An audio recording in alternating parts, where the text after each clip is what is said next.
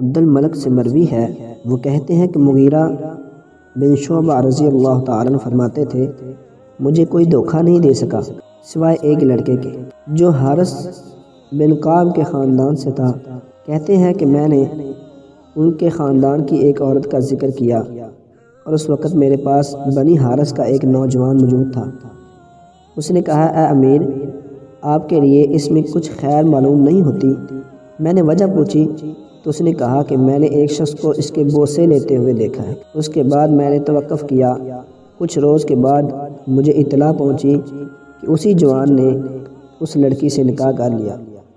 میں نے اس کے پاس ایک شخص کی معرفت یہ کہہ کر بھیجا کہ کیا تو نے مجھے یہ نہیں جتلایا تھا کہ تو نے ایک شخص کو دیکھا ہے جو اس کے بوسے لے رہا تھا اور اب خود نکاح کر لیا؟ اس نے کہا، ہاں بے شک میں نے اس کے باپ کو دیکھا تھا کہ وہ اس کو چوم رہا تھا۔ اس کے بعد جب بھی مجھے وہ جوان اور اس کا دھوکہ یاد آتا تھا مجھے رنج ہوتا تھا۔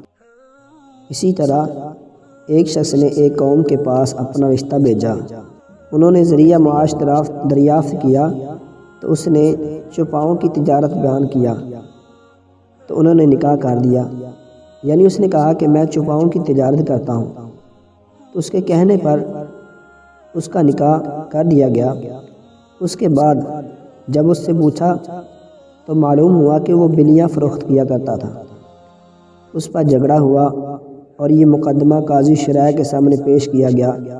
قاضی صاحب نے یہ فیصلہ کیا کہ دواب یعنی چپایا، دواب کا اطلاق بلیوں پر بھی ہو سکتا ہے، اور نکاح کو نافذ قرار دیا۔